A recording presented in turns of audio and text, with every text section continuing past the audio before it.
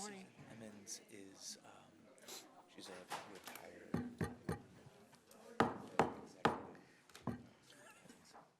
Good morning, everyone. I will call to order the June 15, 2023 Clackamas County Board of Commissioners Business Meeting. Gary Schmidt, would you please call the roll? Yes, Chair Smith. First, our staff support today. County Council Stephen Madcore, Clerk to the Board Tony Mayernick. Roll call, Commissioner Shull. Here. Commissioner West. Here. Commissioner Schrader. Here. Commissioner Savas. Present. Chair Smith. Here. All rise for the Pledge of Allegiance. I pledge allegiance to the flag of the United States of America and to the republic for which it stands, one nation under God, indivisible, with liberty and justice for all.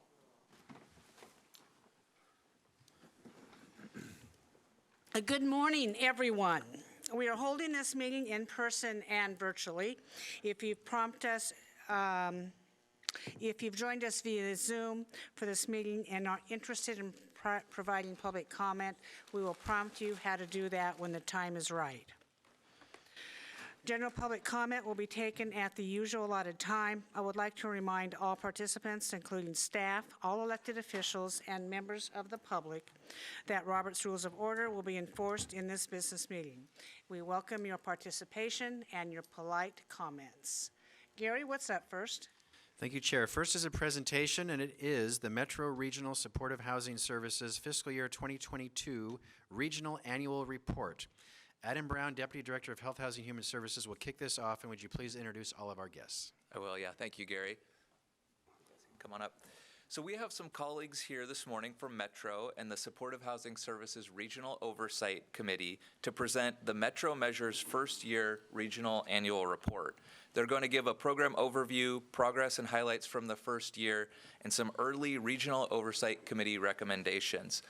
Here with us today, we have Liam Frost, the Assistant Housing Department Director at Metro. We have Nui Bazaar, Supportive Housing Services Manager at Metro.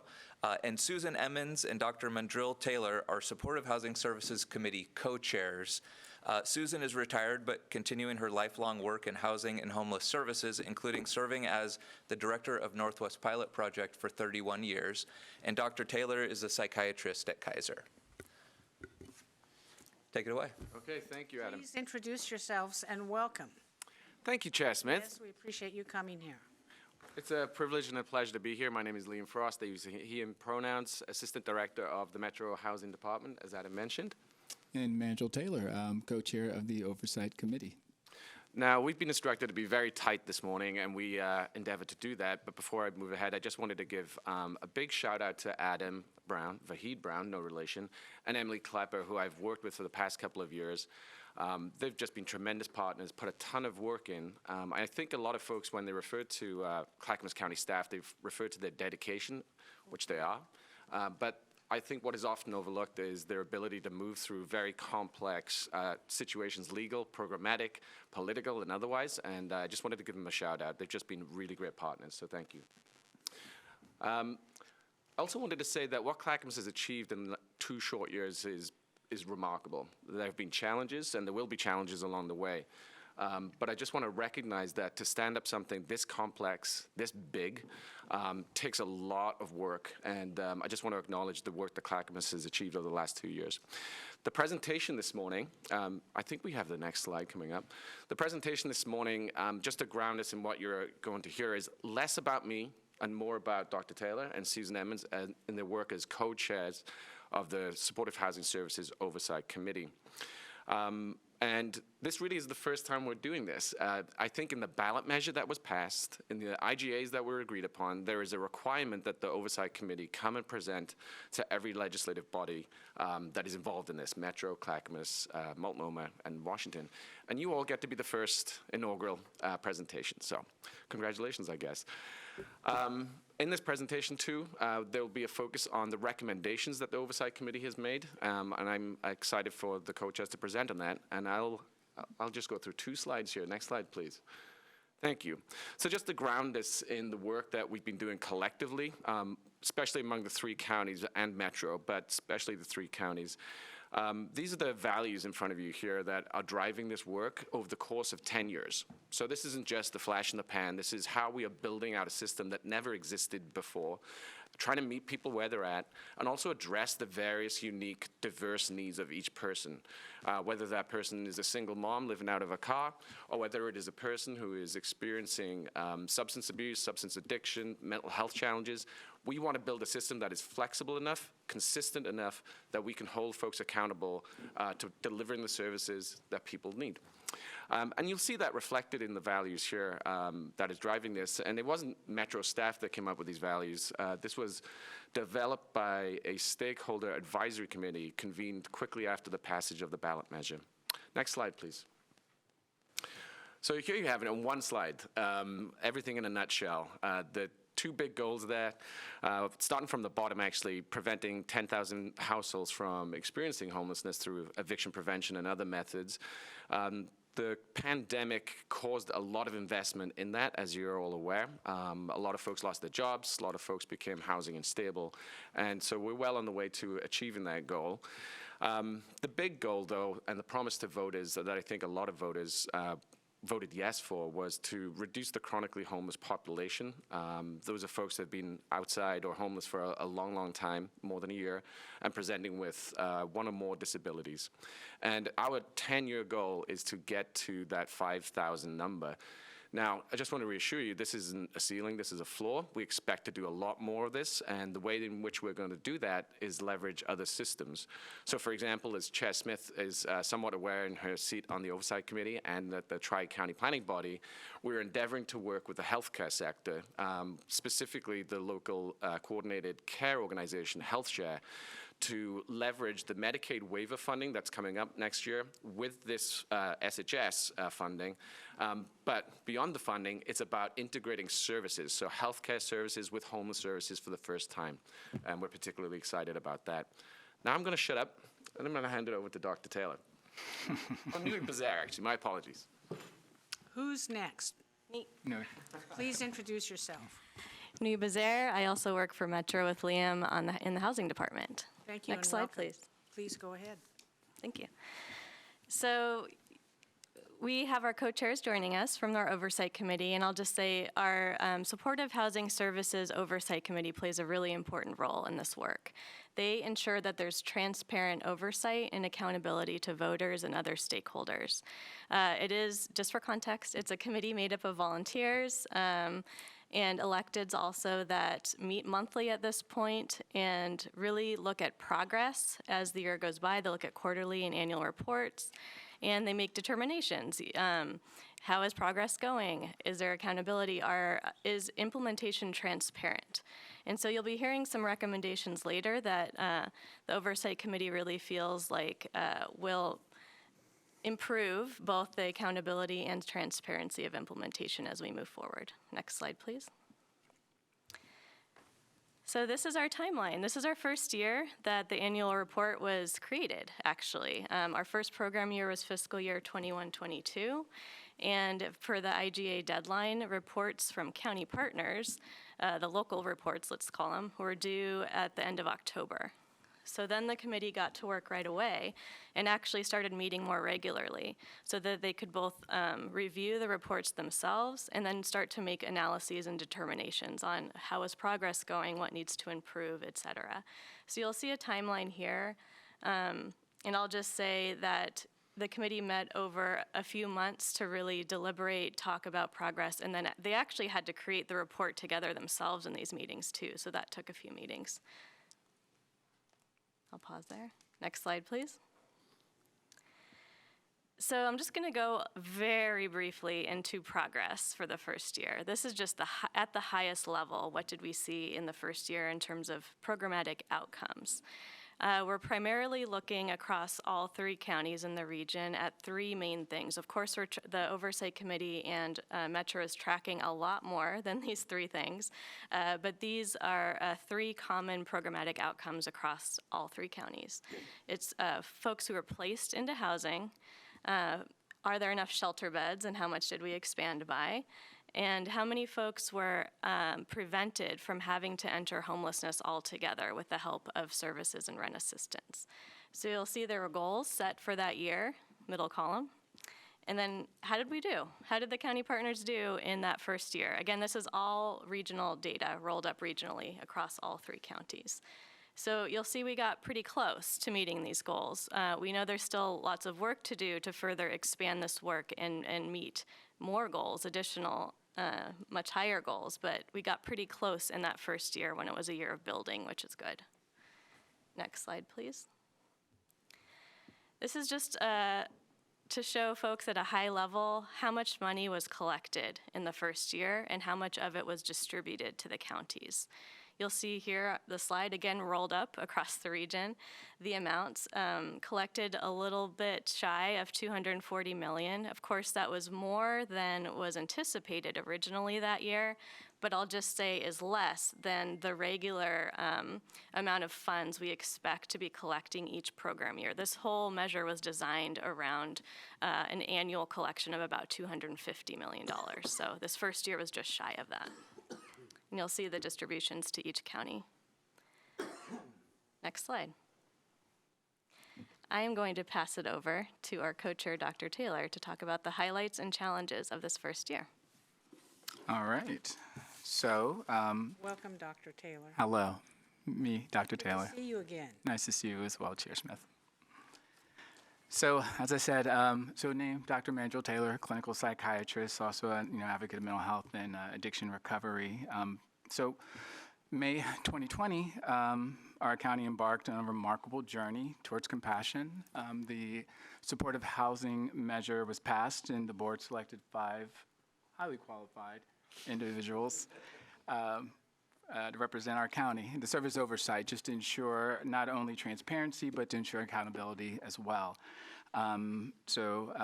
There is Dan Fowler, Kathy Way, Seth Lyon, Becky Wilkinson, and myself serving in that role for our county.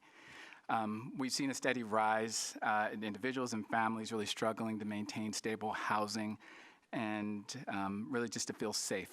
And, being a physician myself, I can tell you that chronic stress will lead to poor health outcomes. And depression, anxiety, chronic pain, addiction, it's all tied together.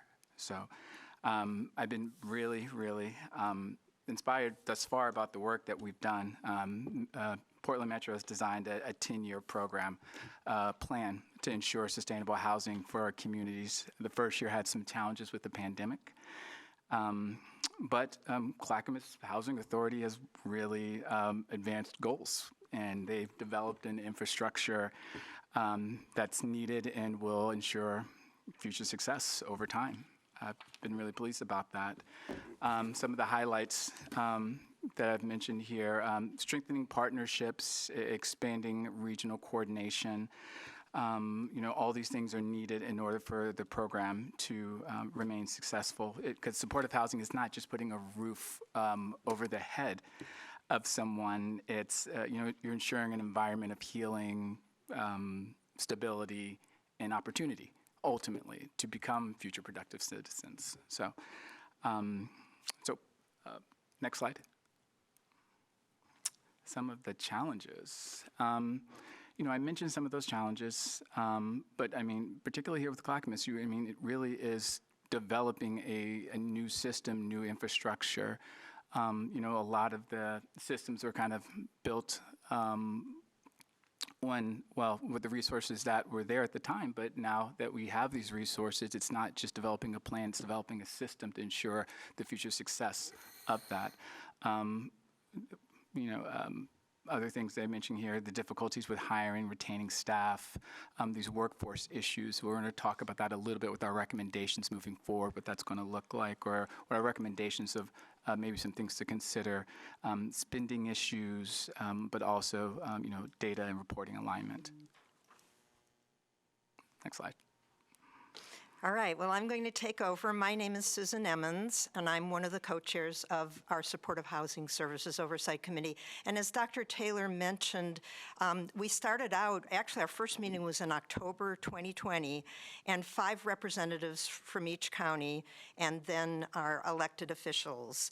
And basically, how we've gotten to today, and I just want to say I'm very excited and very proud to be here. On December 5th, 2022, each of the counties came to us and presented their annual report.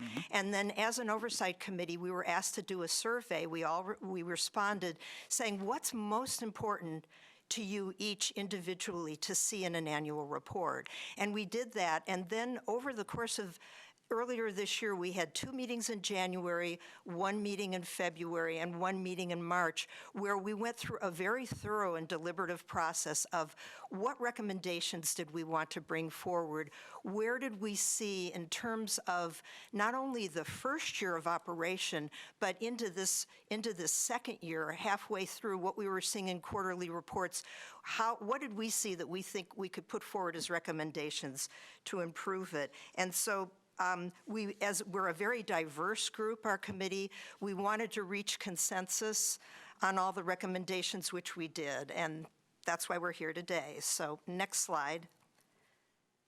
So our first recommendation is to create a robust communication strategy that would be Metro-wide, and we're tasking Metro staff to lead and coordinate this.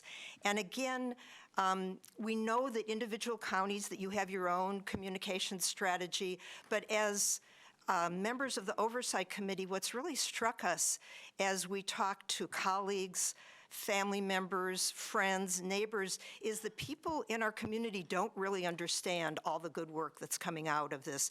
And I want to say, Clackamas County staff have so impressed us as they've come forward, given reports. And so this isn't a criticism, this recommendation. It's we want the community at large to understand the impact of this work and really how much has been done.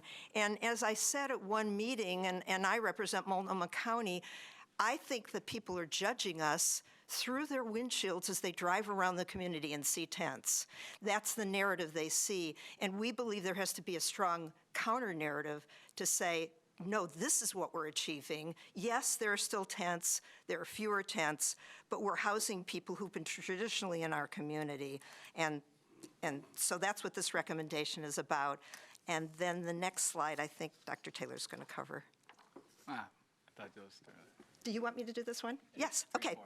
Okay. Yeah. So budgeting, financial reporting, and expectations. And again, as we were reviewing quarterly reports, we feel like we could have really improved communication on budget to actuals, clarity on rollover and spend down plans that, again, we've seen improvement. Adam Brown, he does a stellar presentations to our Oversight Committee, and I think really gets the whole integration of how we need that reference point between fiscal and program operations. And so, just to give an example, in the first year, we have templates, we'd have quarterly reports, we'd see what program outcomes were, and again, going into the second year, but not tied to budget and to actuals. And so we feel it's going to be really important to update the reporting template, and then just to include better clarity and detail on the quarterly reports. Okay, so next slide. There we go. All right, so workforce issues. This is our third recommendation. There are a variety of workforce issues that traditionally, can either sort of make or break the success of a program. One of our recommendations is to develop a work plan and timelines, just to incorporate both short-term as well as long-term goals. It's helpful for a variety of different reasons, we're actually working in association with the Tri-County Planning Body, which is another entity that's tied into with the initiative, going a little bit more of a deeper dive into particular recommendations. But success is really depending on not just sort of these goals, but it's about training, ensuring that training occurs. Make sure that there's certain capacities that are built into for our community partners and community service partners, just to ensure that their success continues to go well. There's issues with compensation, with equity and providers' wages as well. So part of this is just to ensure moving forward that that's something that is on your radar, and because it potentially could be something that derails progress and traditionally can, and sometimes has a tendency of doing that. So moving forward, ensuring those things, ensure that we're watching over for turnover, retention, those things, staff well-being, just making sure we have more of a comprehensive plan. Next slide. Program expansion, cross-sector coordination. So this is a very strong recommendation here with us. It's identifying and implementing. So your time is up. Can you finish in about a minute, please? 1 minute. Okay. All right. So I'll quickly go through this here. Making sure that we're integrating other sectors, moving forward. There's a lot of intersectionality between health services and, poor health outcomes, so mental health, behavioral health integration. We probably will get into it later when questions will come up. I assume questions will probably come up in terms of that, and I guess we'll address that in deeper detail. We had one more slide. I don't know if I have time. Okay, so the final slide was data reporting and evaluation. And again, as we met initially and we all introduced ourselves in October 2020, evaluation was just a core value of the members of the Oversight Committee, and it's also a requirement of year 3 in the local implementation plans. And so just that we want to see data alignment, it's very important, and understand about evaluation and in year 3. And all of these recommendations, again, are to start in year 3. We understand we're almost done with year 2. And just to also mention that as co-chairs, we're all meeting, all the Oversight Committee co-chairs are now meeting on a monthly basis because there's overlap between the Tri-County Planning Board and our Oversight Committee. And we understand that we have identified similar issues, but not to step on each other's toes. And so that's, as issues come up, we're discussing those on a monthly basis. And the last slide was just transforming lives. And again, what the numbers don't say, the thousands of lives that have been transformed. And I would say again, Vahid, as he comes to us, tells individual stories that are so meaningful. So we're not going to tell an individual story today, but Metro has been collecting these on their website, and people can go to the website and see them. But I would say in Vahid's stories, he's talked about people that have been known in Clackamas County in shelters for years that are now getting housed through this program. And that's just been so impressive to us. And so we're done and open for questions. Thank you very much. I appreciate Metro staff coming, giving your annual report, which is something we do. We're going to open it up to commissioners' comments, questions. Commissioner West, you're up. Dr. Taylor, thank you so much for being here today. Really appreciate your presentation. You brought up something that we discussed at length as a board yesterday that we're really concerned about, and that is the workforce issues. We're seeing not just in this sector, but even broader sense, anything that's human services related, even into healthcare, especially nursing and this type of work. It's our understanding that a lot of the ability to get competent, qualified, and well-paid staff isn't so much a resource issue, but there's the Pay Equity Act passed by the legislature has really made it incredibly difficult to get this work done. Now, I can look back not that long ago and kind of see that this was potentially going to be a problem with that piece of legislation that was passed. What efforts are being done within the legislature, or maybe even with an executive order from the governor, to potentially alleviate that roadblock and barrier around pay equity so that we can just offer good pay to anybody who wants to do this work that's qualified based on their merit and skills? I'm hoping that there's an effort with Metro and regionally to try to bring this to advance this concern further so we can get the staff we need to do this vital work. Workforce issues, traditionally it's always been an issue. And as we're developing these new strategies and interventions, it's again becoming an issue. It's something like I mentioned a little bit beforehand about the Tri-County planning body, doing a little bit more of a deeper dive and exploring maybe some other strategies and things to think about. I probably will defer over to Metro to I would have like them to answer interject. that question. Dr. Taylor, I'd like to interject what Clackamas County is doing about the workforce issue that was brought up last night in our report at the Tri-County Planning Body.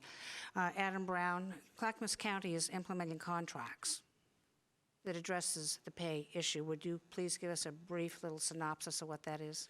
Yeah, so when we're working on our service contracts with providers, I'll give you one example. We had negotiated an original contract budget with a service provider a number of months ago, and that provider was unable to hire the staff that they needed at the wages that they had originally proposed. So the program failed to get off the ground.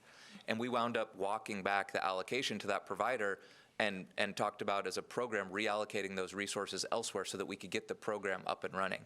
And that provider was dealing with some internal pay equity issues that prevented them from just being able to pay these staff for this program more money. They wound up resolving some of those internal pay equity issues and came back to us and said, all right, we want to present a budget proposal that pays wages that we think will allow us to recruit and retain the workforce that we need to run your program. Can we restart this conversation about getting this program off the ground? We said, yes, of course. So I think we're trying to learn, what we can do to support providers to actually be able to recruit and retain the workforce that they need. More specifically, Vahid Brown's briefing last night is Clackamas County is issuing contracts with the higher pay, period. That's excellent. Wow. Period. Good for you. Good for you. Now, let me, if I could just follow up on no pay problem. equity, Yep. I'll return it to you. I had a conversation in February with our Governor, Tina Kotek, and she's very involved in this issue, as we all know. And I says, Governor, this is fine, but we have a pay equity issue here in Clackamas County. She says, what? And she was very surprised about it. I says, this is, and I explained the wage structure. I explained where they are and where they need to be, and it's keeping us from getting these programs out the door. The programs, Governor, that you dearly want, that you want to be successful in, and we're not getting it out the door. You have declared an emergency. Why not include pay equity in that? She says, she was appalled. She had no idea that this was an issue. And she says, by all means, pay more.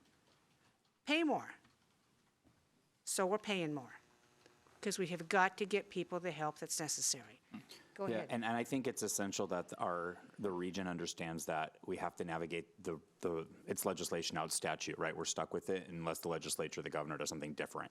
And so it has complicated things, that piece of legislation. It has provided and created a barrier to good pay. And, these people need to make more than minimum wage to do this very difficult work and the training that goes along with it. So it's unacceptable to ask people to take on this crisis with us and not pay them their worth or value and the merit that they bring to their organization. It's a big issue. We can have all the big fancy programs we want, but if we have no talented staff to staff them, then all we do is it's like looking at a Mercedes-Benz. Looks real pretty on the outside. It's a pretty program. You open up the hood, and guess what? There's no engine inside of it. Those people are our engine. And so pay equity has been a barrier to that. And I hope that Metro can work with our other partners through SHS funding to figure out how to get around that and be strategic and make that a priority. Are you That's done? it. I'm good. Yeah. Well, you can always come back. Commissioner Savas, you're up. Yeah, I'm going to build on the same theme here, and that's, been following the supportive housing services effort prior to actually being on the ballot. So I've been watching this for a long time. I've been reading a lot of material. And we've had actually a labor shortage before COVID, and especially in professional services like mental health and other areas. And so the COVID situation really put a shockwave, a huge impact. And, people are now looking for remote work. We've seen housing prices escalate. When you talk to employers, they're looking for what can we do to incentivize people to come to Oregon or come to this region when we're faced with high cost of living, so forth. So we've got some challenges. I think when you talk about communication on one of your slides, I think that's something that we need to make sure, because it's affecting everything, right? We're watching the paramedic crisis right now happen in this region, right? That message about this workforce issue and the cost of living and all those things that factor in how we incentivize people, pay can help, but if there's no available housing, how do you recruit people in this region? The other issue that came to mind well before COVID was the mental health shortage of professional help and the qualifications needed or required in Oregon. We have a higher bar in Oregon than other states. What can we do to adjust so we can get those kind of workers to come to Oregon and know that their education costs are commensurate with the pay that's out there, which is another crisis. There's a gap there. So I appreciate you all coming. This is great. But I think, frankly, what's going to impede our efforts is going to be really just the labor pool. The labor shortages is the biggest crisis I see right now, and it's affecting everything. Thank you. Thank you for Commissioner Schrader, and then you can respond if you don't mind. Commissioner Schrader, you're up. Okay, I just want to thank our staff today. I see Emily Kepler is in the back. She and I have been working on this issue for, I don't know, since we've been together, since I've been here in 2012. And Fahid Brown and Adam Brown have done a phenomenal job. They are really integrating in a way that we saw that's needed to be happen for our county, integrating the sticks and bricks of the housing piece with the service delivery system in a way that will actually increase community involvement throughout this county. So I want to applaud them. But I wanted to make a few comments about another effort that Workforce is doing here in the county. And I wanted to talk about it because one of the barriers for people is not only getting the behavioral health services they need, the housing services. I'm going to speak specifically to childcare. Even when folks get through a system and they're ready to go back to work, there is such a dearth of childcare opportunities in this county that we have massive deserts. So part of the labor shortage is not only folks not entering the field in the pay piece. Part of it is also because if you're a family, if you're a single mother that's looking for a job, even if you're a family and you need childcare, we have a dearth of slots. So I wanted to let you all know that on June 28th at Clackamas Community College, we will be pulling together a discussion about this with the business community. And I'm going to pull up I had it here. I'm going to tell you the specifics. Ooh, here we go. Let me try that again. So the title of this is Childcare in the Private Sector, Profitability and Prosperity. On behalf of the Clackamas County Child Care for All Coalition, we'll be having an event on June 28th, 2023 from 8:30 to 9:45 a.m. A light breakfast will be served. It will be at the Clackamas Community College, Oregon City Campus, Gregory Forum. If you'd like, I'd like to try and get your email so I can send you an invitation to this. I believe it's part of the workforce issue. I believe that as we give services to people, we also have to make sure if they want to reenter the workforce that their children have a safe place to be with trained people. Now, we're doing this a little bit differently here because we are talking directly to the business community first. We're going to be having folks from Siemens, Daimler, the larger businesses that are already have models of childcare as a piece of what they do for their employees. It's also becoming an employer of choice, so people can get back to work and be at work. So I would like to get this to all of you and to Metro Housing Committee, please. And if you would come to this meeting as we work with our larger business community to figure out how we can work together to make this workforce piece happen, that would be great. The other thing I wanted to let you know is that Clackamas Community College has pulled together a child care, it's what we workforce pipeline in Spanish as well, where they are actively attempting to train people to get into that pipeline so they can work in that field. So it's a little bit different than what we've talked about with pay equity. It does have to do with pay equity and how these folks get paid. but it's also making sure that people can get back to work, and that is a huge barrier in this county. So thank you for letting me share that with you. Thank you, Chair. Thank you, Commissioner Schrader. Commissioner Scholl, you're up. Yes, good morning, Mr. Frost, Dr. Taylor. Welcome to Clackamas County. Thank you. Yesterday, we had the privilege of hearing a briefing from our supportive housing staff on their dynamic plan to increase our ability to utilize supportive housing measure funds. It will help increase our partnership and cooperation, our capacity, our treatment, our counseling, our workforce development. But we need some help from Metro in a couple of areas. One is we are in dire need of a treatment-first extended care capacity in this county or in this region to help us with those who are suffering from addiction and who need some extended care to overcome those addictions. The other thing we need help with is we need Metro to help us influence the policymakers at the state and the federal level to change some of the policies that are hurting our region when it comes to the flow of drugs and laws which currently reduce our ability to enforce those laws to help move people off the street and help push back the flow of drugs. So again, we appreciate your partnership for Metro and the ability for us to actually increase our ability to help those people who are suffering. But again, when it comes to extended treatment for addiction recovery and fighting back against some of the federal and state policies that are harming our region, we need your help. Thank you very much. Thank you, Commissioner Scholl. I think that was a very good request. Commissioner West. Yeah, I want to just, been here not even 6 months on this board and just reflect for a second about some of the amazing leadership that I think has come from this board. Just about a month or so ago, we passed a resolution that was a framework and a worldview about how we want to address this issue in Clackamas County. And often people think resolutions don't have any teeth or they don't do much, but what they can do is they can set the vision that influences policy. And that's what we did here. And I see our resolution in action in this work.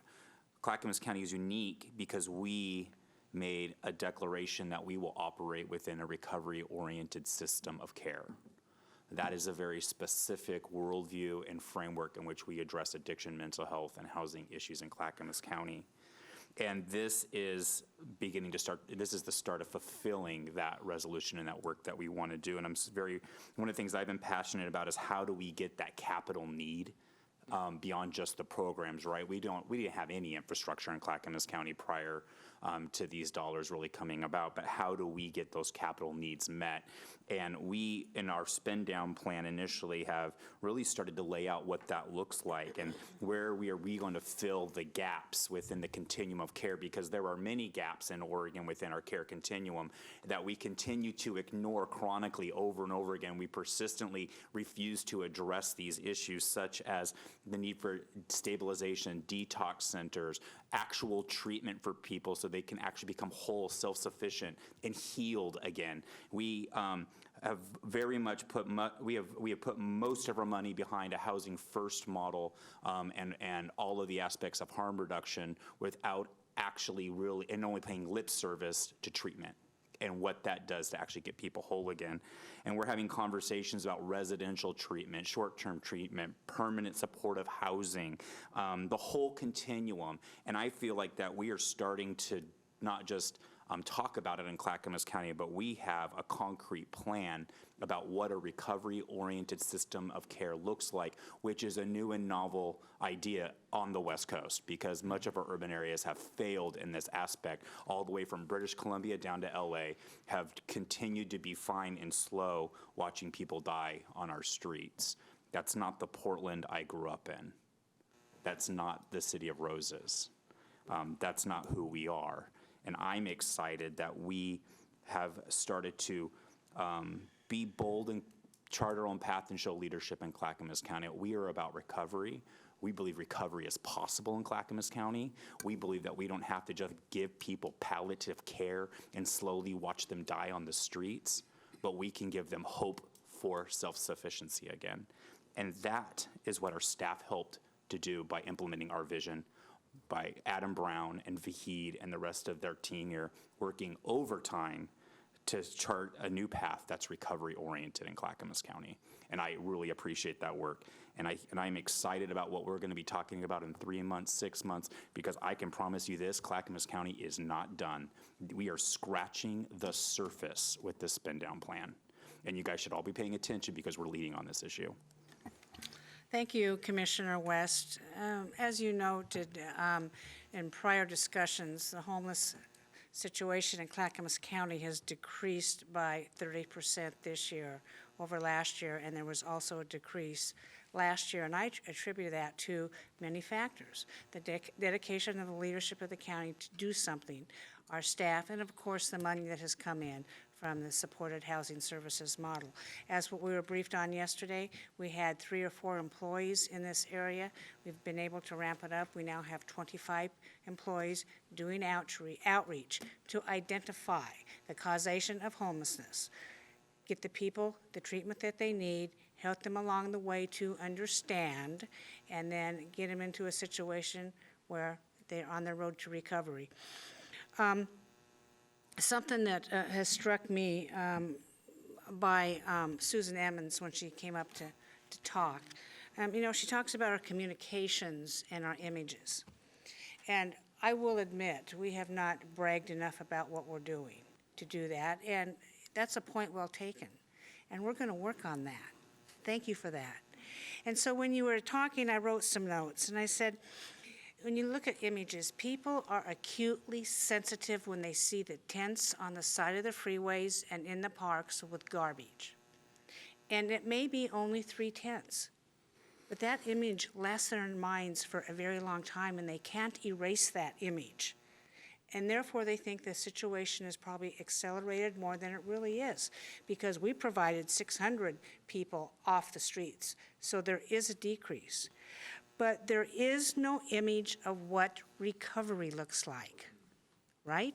There is no image of accountability and healing, because those of us who are not in this situation assume that this person here is functioning. If you see a person in the grocery store line buying the groceries, you assume they have a job, a family to go to.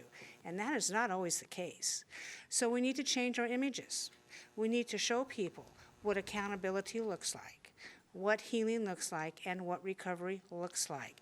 And so with that in mind, thank you, Susan. I think that's, to me, one of the most profound statements that was made today by your staff. And additionally, we passed a 5-point plan yesterday that's been outlined. And on number 5, I'm just going to read some of the things we're funding.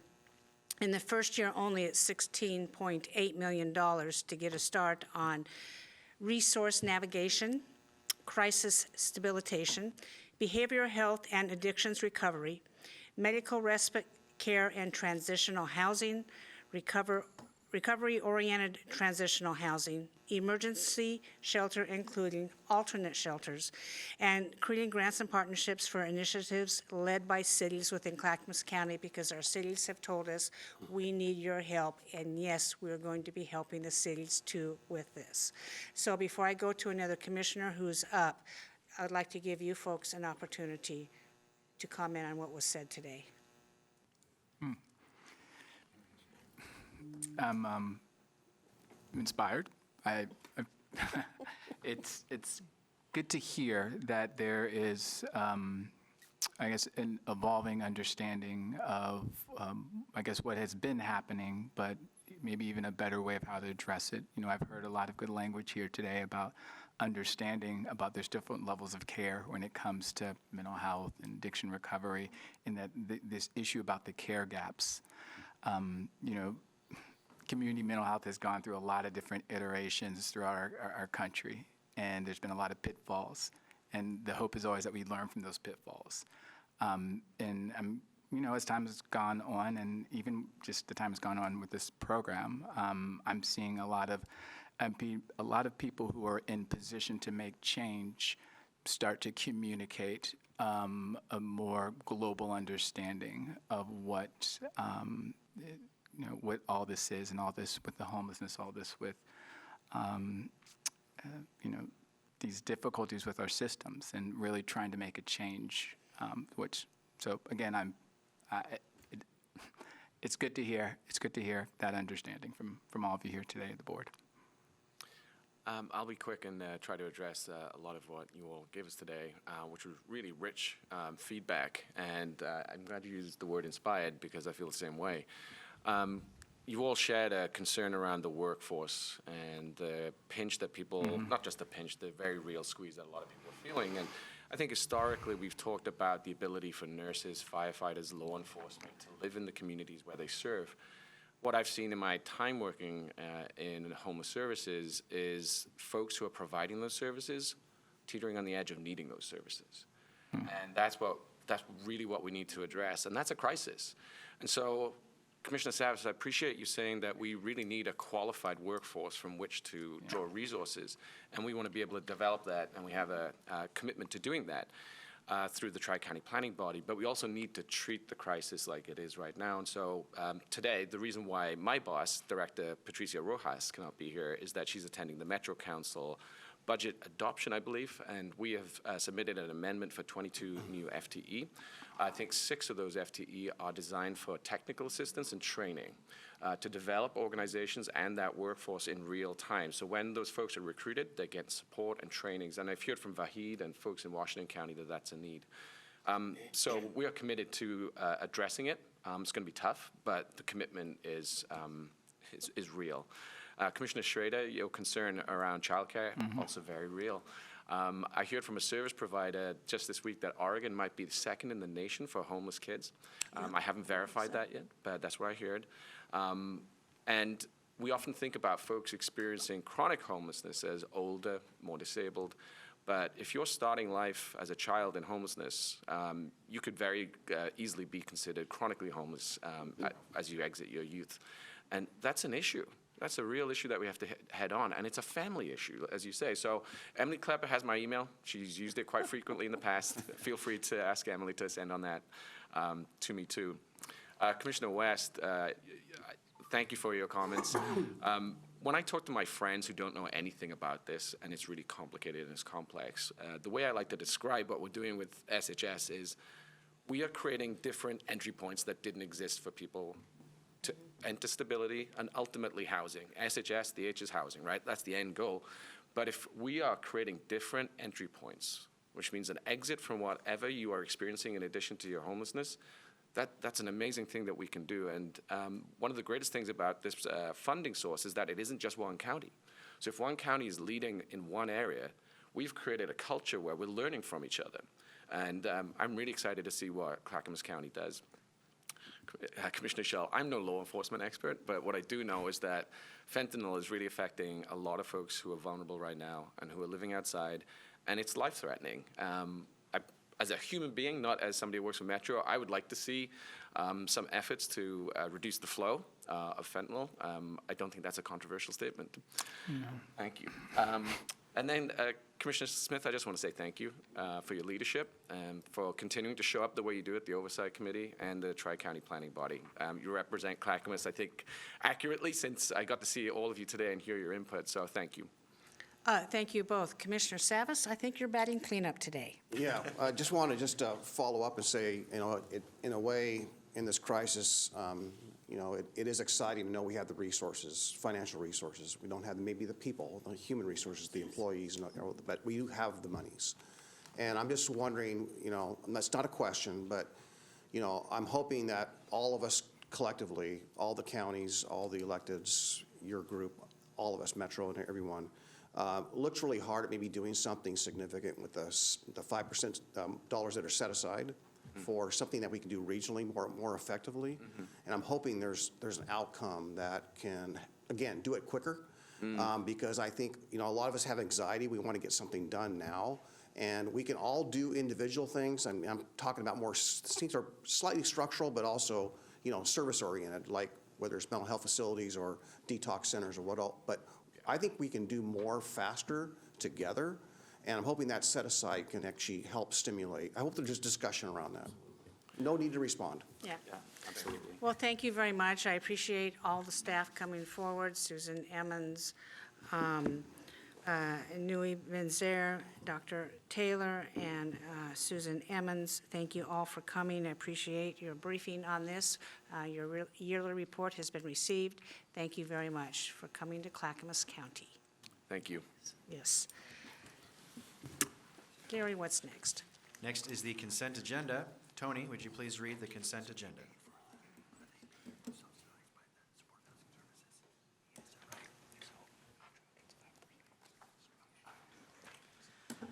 Consent agenda, Clackamas County elected officials. Item 1, approval of previous business meeting minutes for the Board of County Commissioners. Item 2, approval of cooperative law enforcement agreement with the United States Forest Service for law enforcement services in the Mountain Hood National Forest. Agreement value is $70,212 for 1 year.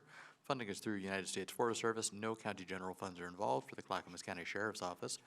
Item 3, approval of an intergovernmental agreement with the Oregon State Police for user access to the automated biometric identification systems. Agreement value is $62,520 over 5 years. Funding is through budgeted county general funds for the Clackamas County Sheriff's Office. Item 4, approval of a goods and services contract with Ryder Election Services, LLC for ballot printing services. Total value shall not exceed $800,000 over 4 years. Funding through clerk's office revenue. No county general funds are involved for the Clackamas County Clerk.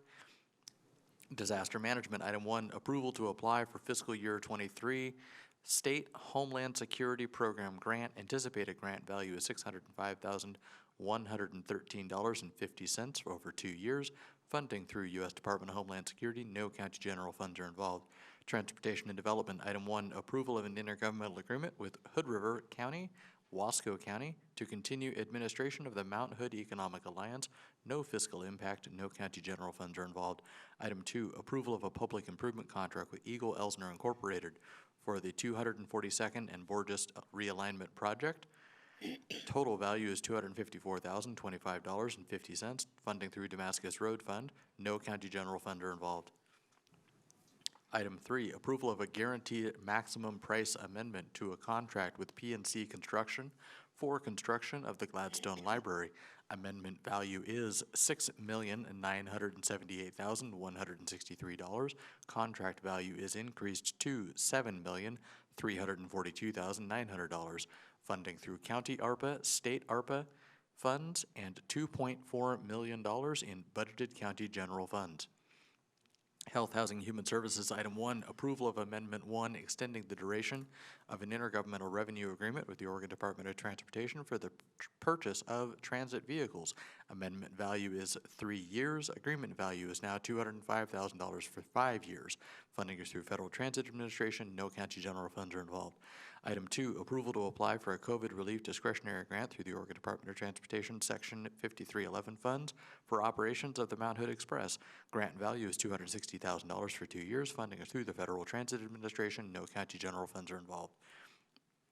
Item 3, approval of a motel hotel services contract and settlement and release agreement with YKC Hospitality, LLC for 10 hotel rooms and up to 15 additional on-call hotel rooms for temporary housing. Contract value is up to $1,200,625 for 1 year.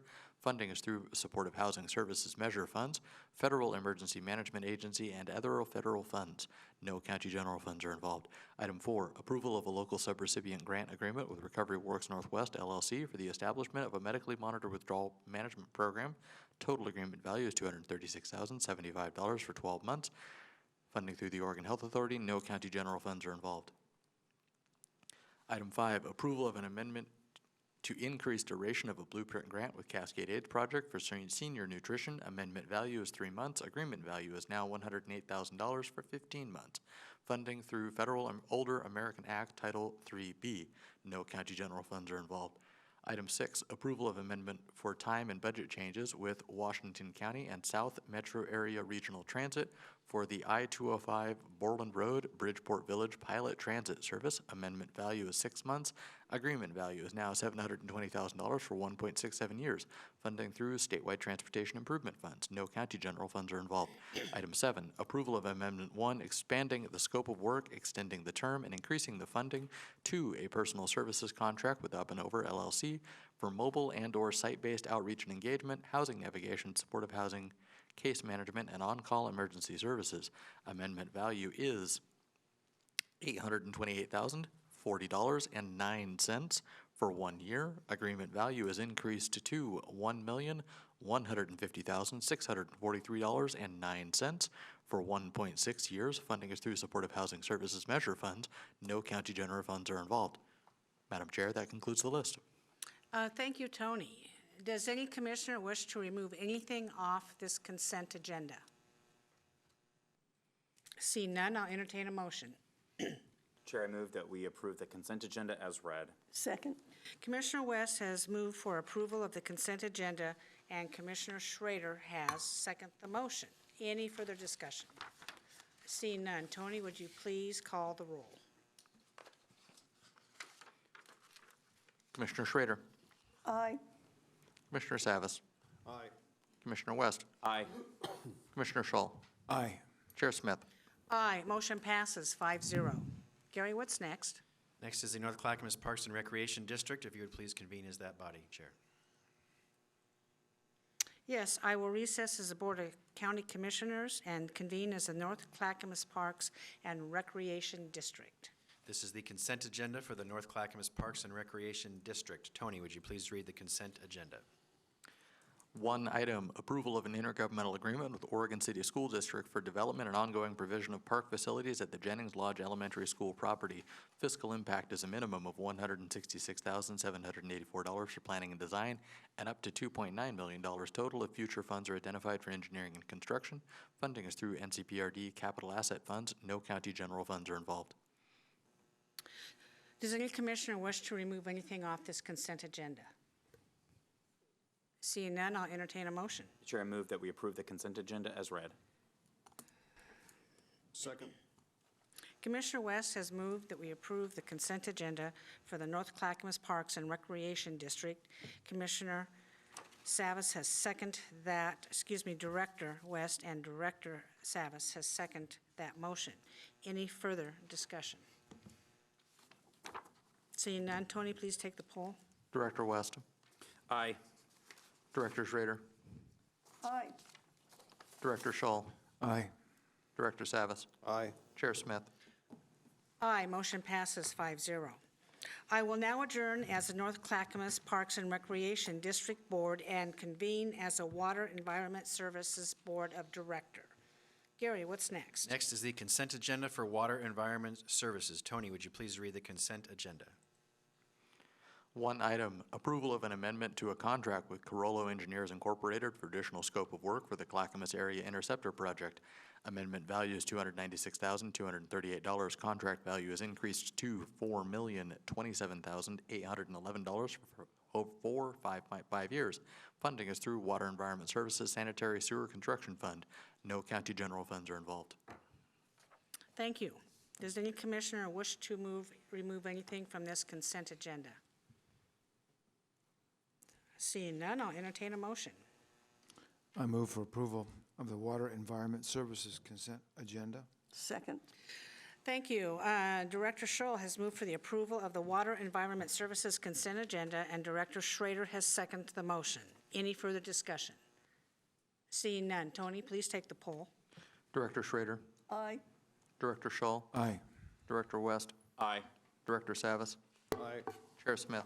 Aye, motion passes 5-0. Thank you very much, directors and commissioners. I will now adjourn as a Water Environment Services Board and reconvene as a Board of County Commissioners. Gary, what's next? Next is public communication. Up next, public communication.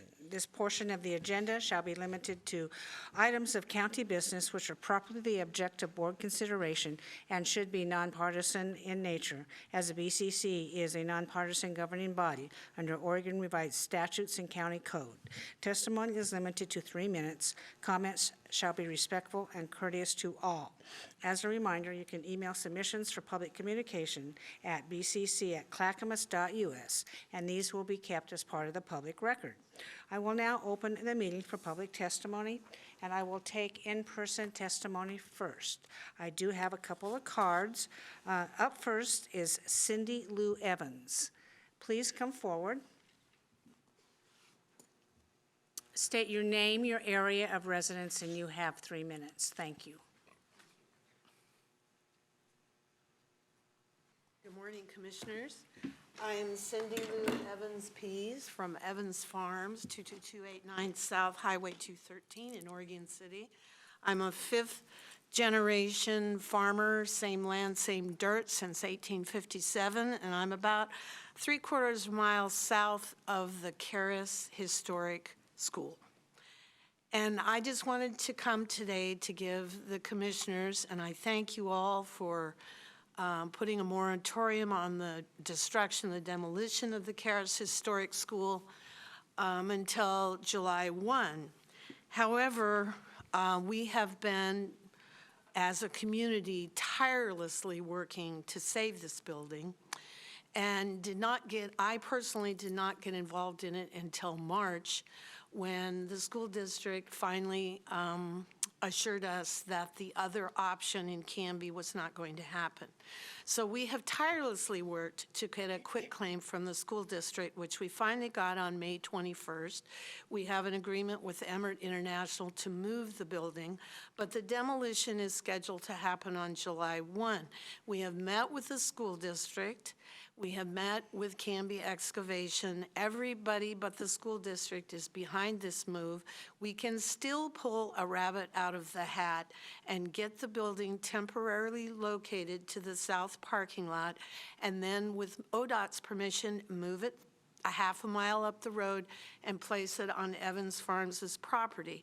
Now, what are we going to do with that building? We, as the community, are going to turn it into a community center, and it has to all work because I am a commercial agricultural operation, and it will work through a nonprofit. We, meaning the group that's behind this, the community is behind this. We have funds in order to pay for this all to happen, but we need pressure on the school district to give us 4 days over the July 4th holiday in order to move that building to the south parking lot. And so, we're all probably going to be out there, with banners and flags and chain ourselves to the building, who knows? But that building was the timber that was planed to build that building. Some of that timber came from our property in the early 1900s. My step-grandfather and my biological grandfather built that building along with a bunch of uncles.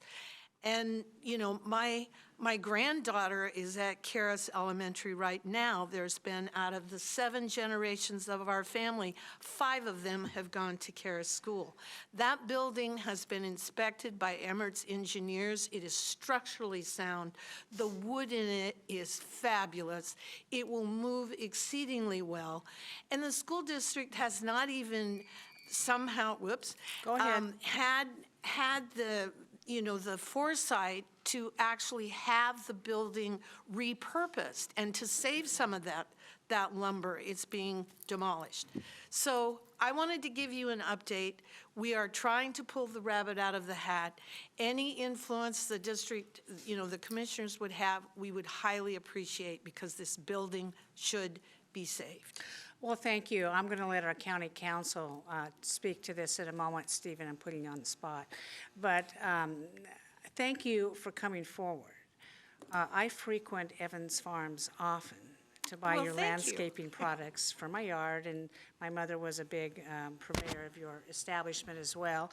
We too are fourth and fifth generation Clackamas County farmers, so it warms my heart to hear your story.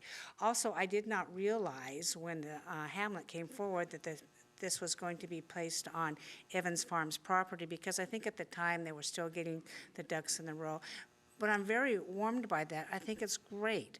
I do think that if, Stephen, we can influence the Canby School District not to tear this down and to allow the time to move it, I think they would be amenable to our suggestions. I hope they would be. What needs to happen to allow a few more days for this building to be moved? I'm not entirely sure of what role the county would have in the school district's decision to relocate or raise the building, other than lifting the historic designation that you already have been presented with. I would think it would be a plea from the commissioners directly on behalf of the people who want the building preserved to the school district to say, please wait a week or a month until Mr. Emmert can get that building lifted and relocated. I think that is absolutely appropriate in this instance. And you're asking for how much time, and has Terry Emmert said he can move the building in that amount of time? Well, Terry Emmert has agreed to move the building, and he said he needs 3 weeks in order to be able, 3 weeks to be able to move the building to the south parking lot. And then we wait for ODOT to give us the authority to send it up the highway. And all the pieces of the puzzle are in place. I know, okay. So by moving the building to the south parking lot, is the school district agreeable to that? Yes. Okay, because they're obviously going to go in and do some construction during the summertime when school is out. I'm assuming why they need that opportunity. Correct. Okay, so commissioners, I'd like to hear what you think about that. I have a feeling I know what you're going to say. Commissioner Schrader, you're up first. Well, who's the superintendent of the Canby schools? I should know that. I do not recall his name, but Aaron. All right, so my suggestion is, colleagues, that we perhaps give a call to the superintendent, and it might be a school board issue too, I don't know, but Yes. that might be some way to start it. Would you agree that personal phone calls from each 5 of us is probably better than a letter? I think so, if we're willing to do that. So Commissioner West and then Commissioner Scholl.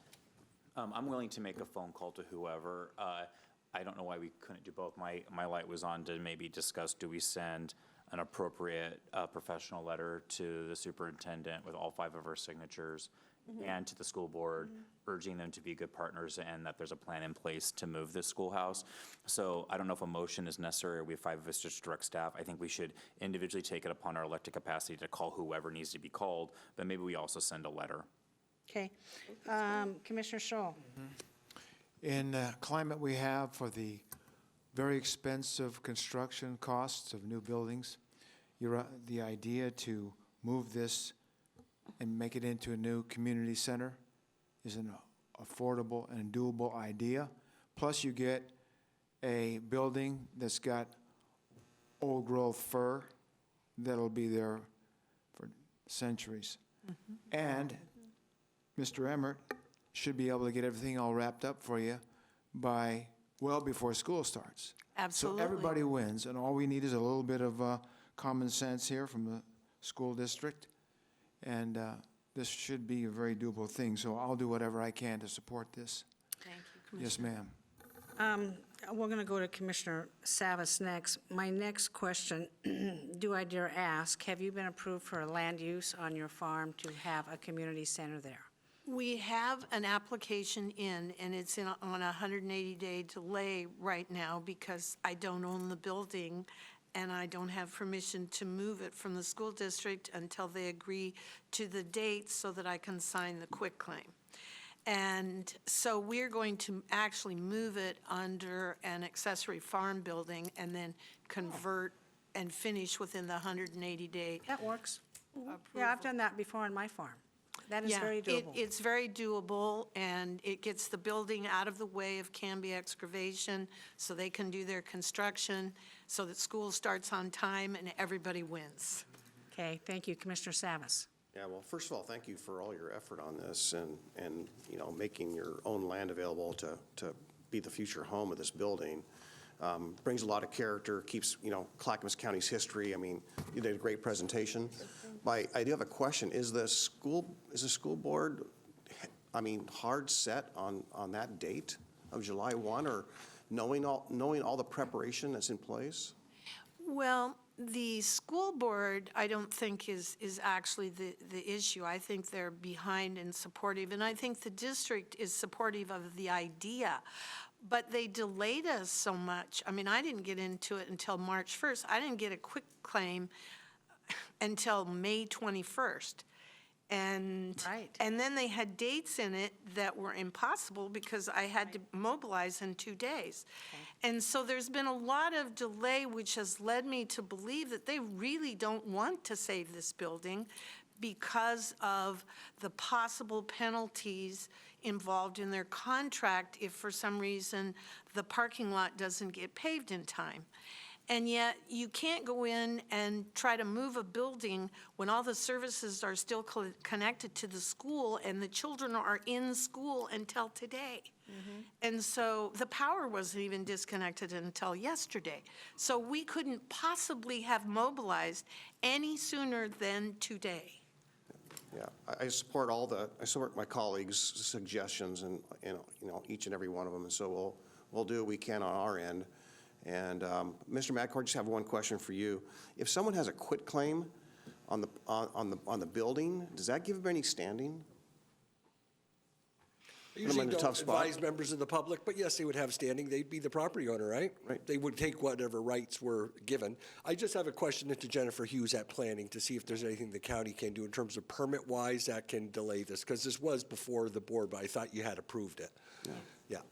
And Jennifer Hughes is very aware of this project. She has been extremely helpful to us in our planning stages and how we needed to approach this. Great. Commissioner West. Ms. Evans, it is, I am just so thankful that you came and you brought this concern to us. And that you as a citizen came and sat before us and took time out of your day to bring your regress and say, hey, this is an issue that our community has. Please pay attention to it. I want to put a little more teeth behind your request today. Not very often when a citizen comes and testifies before us do we take immediate action, but I hope this board does. I'm going to make a motion for what you're asking. Chair, I move that the Board of Clackamas County Commissioners provides a letter to the school board of Canby and the superintendent advocating for additional time to move the schoolhouse to the Evans property, to the parking lot and then to the Evans property with all 5 of our signatures on it. Second. Commissioner West has moved that we send a letter to the Canby School Board District and the superintendent advocating for additional time to move this building to the back parking lot. Commissioner Savas has seconded the motion. Did I capture the motion correctly? Pretty good. Pretty good. And then to your property. Yes, yes, yes. Tony, please take the poll. Commissioner Schrader. Aye. Commissioner Schull. Aye. Commissioner Savas. Aye. Commissioner West. Aye. Chair Smith. Aye, motion passes 5-0. Thank you much, Ms. Evans, for coming forward, and we will do what we can, which is within our purview. And I'm glad somebody's taking care of this old school. You know, I went to school in a building like this as well, and it was called Meadowbrook. Oh, yes. Yes, and we, when I was in the 3rd grade, we consolidated to the big city of Molalla, and it was a culture shock for me, going from a one-room schoolhouse to a multiplex of the Molalla grade school. And that building's gone. It's been totally tore down. So thank you for saving this, coming today. Well, thank you very much. Up next, Stephen Hunter. Please come forward. State your name, your area of residence, and you have 3 minutes. Stephen Hunter, Wilsonville, Oregon. Last segment was rather enlightening. Wasn't it? You know, I see that that's how government is supposed to work. You know, thank you guys very much for doing that. I'm only going to take a moment of your time. I wish to speak in opposition to the diversity topic that, that has come up in the budget, and that's money that I think is going to be very poorly spent. I've sent you all a letter with my position. It's more than 3 minutes, so you will receive that electronically. I've also got hard copies here. I read your letter maybe earlier. Tony can, or somebody can Mr. give that Hunter, to I you read guys. your letter, or I read your letter earlier this morning. Thank you for sending it over. Oh, thank you very much. Go ahead, opine. Yeah, that's great. Anyway, the whole diversity thing, I think, it's highly divisive, in our society right now. I don't think any money should be spent on replicating, programs that are already in existence in the HR departments. So, hang on to that money. My recommendations: number one, don't collect the money. 2, if you do collect the money, save it for the rainy day that is going to be coming very soon. Or number 3, apply it towards your recovery programs that you guys were talking about, with Metro.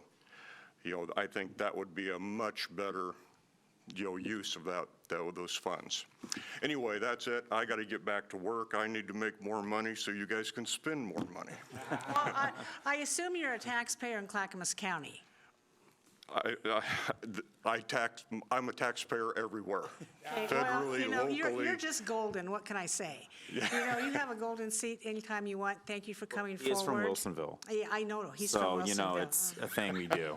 Yeah, thank you for your opinion on that. Thank you, And I guys, read your for letter your with time. interest, and maybe the administrator can answer some of your questions. Would you like that?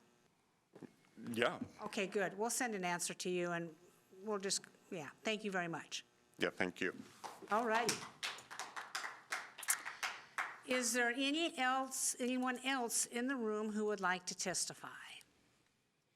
Seeing no one at this moment, Tony, do we have anyone online who would like to testify? Madam Chair, I will ask anyone who would like to testify online to please use the raise hand feature, and I will call on you in the order received. Madam Chair, I do not have any hands raised. We have no one? That is correct. Okay, well, what do you know about that? That is the end of the list. I will now close the public communication portion of this meeting, and we will move on. Gary Schmidt, what's next? Next is County Administrator Update. That's me. I like to use my time to share good news of the work our staff and our programs do here at Clackamas County. Today, I'd like to share that Clackamas County and partners recently hosted the Oregon Child Abuse Symposium. This was a one-day training for professionals working on child abuse cases.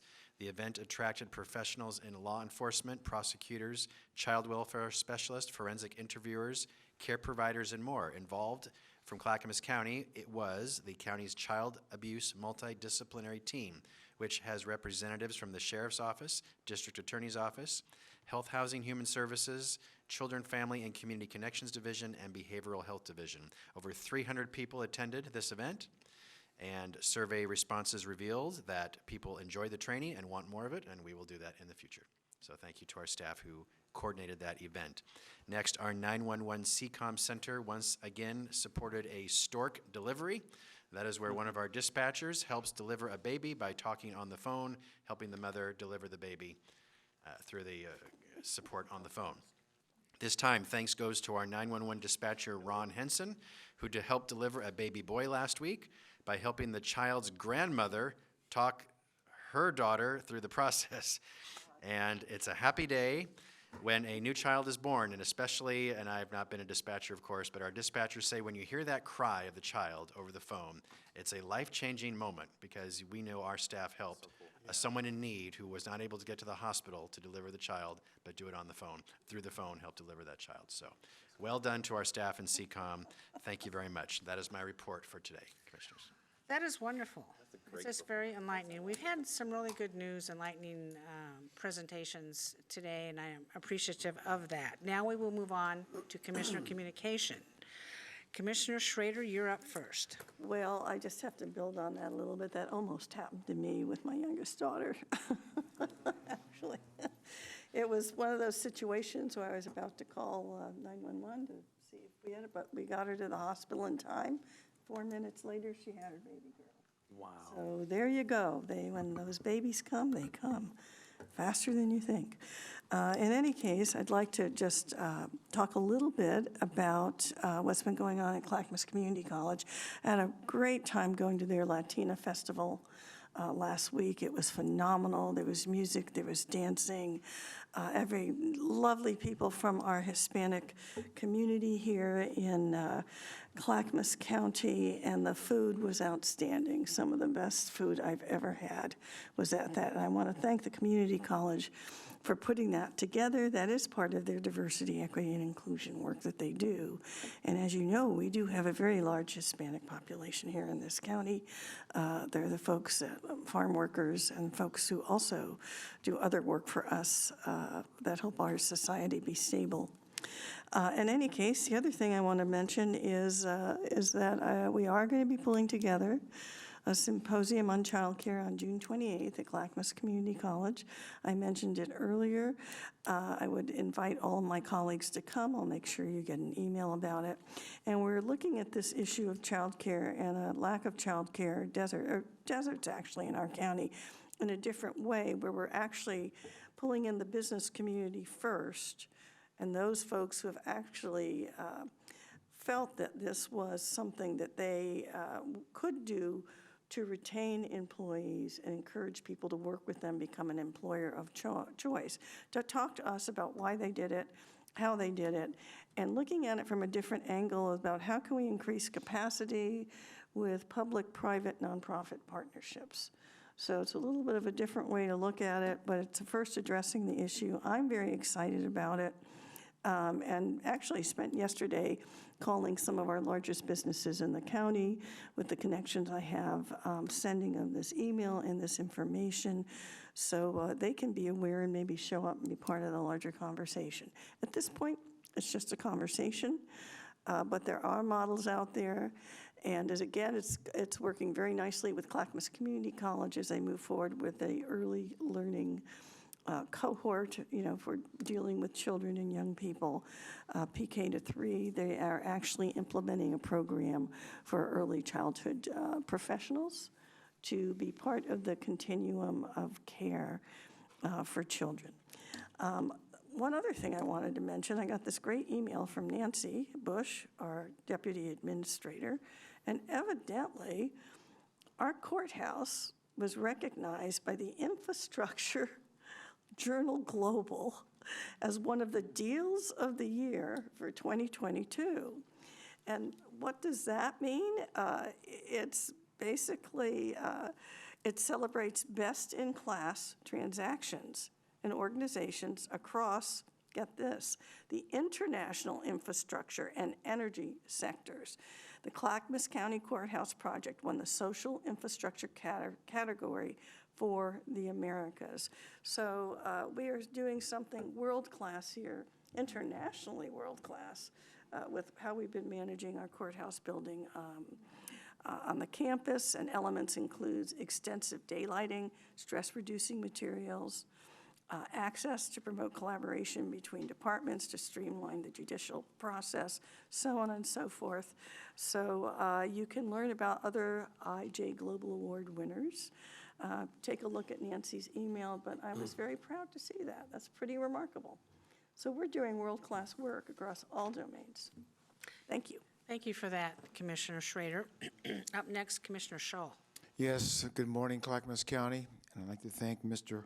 Hunter and Ms. Pease for your testimony today. Thank you very much for your time. On the budget,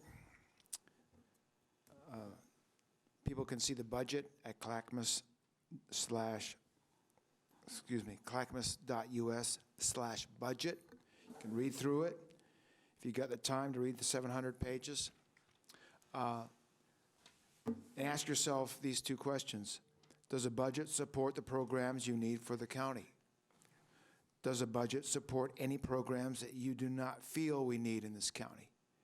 Take a look at it and give a call or email to the commissioners, because next Thursday on 22 June, there'll be a vote to approve the budget. On the agenda item this morning, I want to make sure that every resident of Gladstone knows that you just got approval for a contract to build the Gladstone Library. I know this has been a long-awaited project, and I expect people at Gladstone should be very happy to see this morning. The final thing I want to talk to you about is Father's Day on Sunday. I'd like to thank all the fathers of Clackamas County who work to support their families, who cherish their wives, who love their children, and who nurture strong and healthy families. Happy Father's Day to you all. And on a note of humor, I'd like to share with you the words on a card I got from my two sons a few years ago for Father's Day. Dad, you are making Father's Day great again. Okay, thank you, Morgan and Matthew, and thank you, people of Clackamas County. Thank you, Commissioner Scholl. Commissioner Savas, you're up. Yeah, I'm just going to give you a brief rundown of how the weekend before last went with the C4 retreat and the back-to-back in Washington, D.C. I know that many of you attended one or both days of that. I just want to just say the opportunity to network and build relationships was, once again enhanced. We have a lot of new people, elected leaders in Clackamas County since our last retreat. I thought it was probably one of the better, if not the best, retreat we've ever experienced. And I say that with 20 years of experience because I was there when we founded C4, so I've been to every retreat in that period of time. So I thought that was pretty awesome. Shortly after, departed to Washington, D.C., and spent a couple, 3 days with some of our regional leaders and staff, making appeals to our federal delegation for projects. There was not really, perhaps really a financial ask, knowing the timing was not right, but certainly making aware of some of the projects and the depth of the projects. Made our pitch for the Sunrise Corridor, and felt, for the first time ever, the fact that we were actually there as the JPAC Metro Regional Group pitching the Sunrise Corridor. That's a big improvement. That's significant. So I take that to heart, and with the $4 million that we received from the state and what we're going to be doing with that visioning program will help us shape the future of that project and hopefully get something on the ground for phase 2. That's what I have there. This morning at JPAC, we had our monthly meeting, and what has come to light here in the last few days, so you are aware, and it was kind of a revelation to me. It was like an eye-opener. It was an aha moment, and I'm not sure that everyone understood what I saw, but everyone's been in somewhat of agreement since I identified this. But we have been engaged for over a year now on the Regional Transportation Plan, and briefly, the Regional Transportation Plan has to be approved by Metro. Oddly, really not JPAC. It's more of a Metro function. However, my point is that our transportation system plans feed that. So they are part and parcel of the Metro, the RTP, the Regional Transportation Plan, which is only urban. It's only the Metro region. It's not the rural part. So our urban projects of our TSP are embedded in there. And what I realized in a conversation with ODOT here on tolling and whatnot, as we're navigating that, and their request for projects was, number one, when I asked our staff, well, geez, ODOT's asking for projects that relate or have a nexus to tolling. I said, well, what do we have queued up? Well, no one really has anything queued up because these plans take years to develop, and tolling's relatively new. That hasn't been incorporated into our plans. Hence, we're really not prepared as a region, and yet here we have this regional transportation plan embedded in there is tolling and congestion pricing, but yet the projects have been vetted, created, or factored in to the regional transportation plan, and at the same token is we haven't had the data yet from ODOT that's complete enough for any one of us to do the work. So we are at a loss. So in essence, the RTP we're working on is already outdated, and yet we haven't even approved it yet. So just to alert you that it doesn't make much sense. I'm struggling with all of this, and it's not though that anyone's done anything wrong. It's just that it hasn't really been thought out, and for ODOT to march along and say, submit your projects, and they haven't given us the data, right, for the whole region in which they want to toll. It just lacks common sense and sophistication and process. So we have a regional transportation advisory committee, a regional tolling advisory committee coming up in about a week, so I will be sharing that. But I think the aha moment is that, oh my gosh, we don't really have those projects queued up. And yeah, I won't, it gets more technical and more weedy, but I'll just say that we're working hard. Our staff are doing a great job trying to adjust to this, but we can't really do any good work at this point with this short a time frame, lack of data. So I think that, again, the fact that we are being isolated from the state legislature and the decision makers, and they have not even factored this, they don't even know that, by the way, and yet they're marching forward at a fast rate. So just want to point that out, and I'll yield back. Interesting report. Thank you for bringing that back. I always enjoy your transportation updates because you're always in the deep weeds and doing it. Thank you. Up next is Commissioner West. Thank you. Earlier this week, I mean, we talked about this a lot today, and we keep bringing up workforce issues. And we have been doing a lot of planning and a fantastic collaborative relationship with Clackamas County Community College. By the way, Martha, they do have a professional theater, and we need to see a show there. It's on the list. So I saw that a lot of former faculty put together their own professional theater group, and they do they have the summer program coming out. So President Cook is going to get us that list so that we can continue our theater weekends. It involves a lot of good downtime with good friends, usually some wine and a big dinner. So afterwards, so I appreciate those opportunities with you, Commissioner Schrader. Yes, I think we are due for maybe a commissioner barbecue in someone's backyard. We've talked about that too in the summer. So I was at Clackamas Community College getting a walkthrough and a kind of an orientation, and wow. It's a great school. Wow. Like, one of the things that stands out to me is, I mean, there's so many. He takes me into this kind of manufacturing type warehouse where there's all kinds of state-of-the-art machinery and robot arms and I don't know, stuff that I don't know anything about. That it was quite technical there for our students to learn a trade. It was really, really cool. Then you cross over another section and there's the auto body mechanic shop where you can learn how to do body work, how to match paints, and how to do that work and get potentially a six-figure job leaving a community college trade.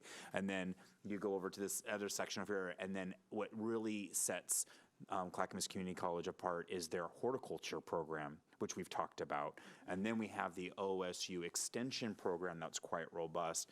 So as we deal with work, and then they have all the healthcare and the sciences. And I went through a similar program just to become a licensed RN when I went through Portland Community College. It's the same program through our community college. It is, it's like a lightning quick version of OHSU's nursing program that's distilled down into 2 years of educational hell, to be honest. Is real hard. And then they can turn out nurses and healthcare workers quicker. So I spent time getting a better feel for the opportunities that we have. There's to expand our workforce and to grow it as necessary in the region. That's just up the road from here, but there's also a campus that does more learning opportunities in Wilsonville. I don't know if there's another campus in Clackamas County besides Wilsonville and right over here just, I don't know, but we have those two campuses for sure. Well, there's Harmony Campus, too. And there's Harmony Campus also, that's right. Paul and I went to a ridiculous Metro meeting that's there. So I got the time, that was really valuable, and I really want to just extend a big thank you to President Cook for giving me that tour. And I look forward to our work with the community college moving forward as we get our workforce trained and fortified, and we have more workers to do the work in the labor shortage. I already spoke earlier when Metro was here about what we're doing moving forward and our focus around a recovery-oriented system of care. I want to just take a second to remind everybody that there's big fancy policies and the ideas of new buildings and all of these, exciting things that we talk about. But one of the most, I think, special things in Clackamas County that we are doing better than anyone else in the state is our outreach, how we do outreach, and the amount of staff that we have invested in and continue to invest in to be boots on the ground, to be with the people on the streets and in the little wooded areas and in the parks that are struggling with homelessness for whatever various reasons. Sometimes the reason someone's homeless is not one, it's multifaceted. And we don't leave people alone, right? So like part of getting somebody to decide, hey, I don't want to be in this predicament anymore, but I want to move to a place of change where I can begin to get on a pathway to recovery, is the type of outreach that Vahid and our team and Love One and Father's Heart do, where we're in their grill. It almost reminds me a little bit of a nagging mother that tells you to take out the trash, right? But at a certain point, you're like, okay, Mom, I'm doing it. I'm going to do it. And then Mom gets you to take it. But sometimes, we're really there nudging people graciously in a way that helps them change. And it's not just, opening up some new facility or pumping money into some innovative program idea, and those things happen, but it's our getting in the gaps of where people are and doing really meaningful outreach. So I want to take just a second and thank our staff and our nonprofit partners that are doing that. That's why year after year, our point-in-time count is significantly better than the rest of the Tri-County area. I think that is one of the core reasons why, is because our investment with very little resources over time to not let people be comfortable living in that state. And almost having this heart of ministry in which we address people and help them to help induce change in their lives. So I didn't get a chance to say that, but as we move forward with spending over $50 million in 5 priority areas, part of that in here is continued and better outreach, and we're investing where it's been successful previously, and it's within a recovery-oriented system of care. So with that, it's been a really great week here at Clackamas County, and there is a lot to celebrate, and we continue to do important work here. Thank you very much, Commissioner West. I too went on that Clackamas County Community College tour, and I was moved by all the stuff you were talking, and that was the impetus for me to ask this board to give $70,000 in certificate scholarships from our Workforce Development Fund to be able to do that, and it was just, if you haven't done it, it's amazing. Thank you for bringing that up again. I think we can't talk about that enough. I agree. Yeah, last night was the SHS Tri-County Planning Body meeting that I attend as chair of this board, and they came up today and talked about that. I'm seeing a new energy on that. Yes, it's been really difficult to get this program off the ground because it is moving literally mountains and organizations and planning and everything that needs to come together, and keeping Clackamas County its own sovereign county and Washington theirs and Multnomah theirs is very important to me. And what we do in Clackamas County doesn't look like Portland, and it doesn't look like Multnomah County. I just want to make that very, very clear. And recovery starts at every single touch point, and that's what Commissioner West was talking about. Every single touch point as staff goes out into these homeless camps, into these areas, and makes an initial contact. And some of those people have never had that in maybe several years, and then they go back and they repeat that. And like Ben says, the nagging mother telling you to take out, clean your room, or do whatever needs to be done, and finally a contact is made. And it's a trust issue, because a lot of these people living on the streets have had very bad things happen to them. And it is a trust issue, so we try to gain trust, convince them that they need to improve themselves, and we go forward. Thank you for that. This afternoon, I have the Clackamas County Mayors and Chair meeting, of which we get together, discuss the issues. I say what we're doing at the county. Mayors, do you have anything to give to me that you see that you would like? And it's usually a very good meeting. I will be presenting to them our spend down plan that will also go into their cities and help them deal with the homeless recovery addiction issues that we all care about. And many of the programs that we're doing at the county will overlap into their cities. And so that's kind of exciting to me. I think they will enjoy that too. They all have ideas on what they'd like to see, so that will be a very good exchange of information. As Commissioner Scholl mentioned, this is Father's Day. This Sunday, I'm very fortunate to still have my 90-year-old father with us. He still works on the farm, is on the tractor, and get out of my way, I'm going to rototill this garden. Okay. And he's out there doing it. And has so enjoyed a very long life, as his father did and his father did. So I come from a long line of people, survivors, so I guess you're going to be stuck with me for a while. Yeah, sorry, Mark. Honor your fathers if you have them, honor your grandfathers, your husbands, and if you have sons who are fathers, honor them as well, or your friends. Seeing no further business before this commission, we are adjourned.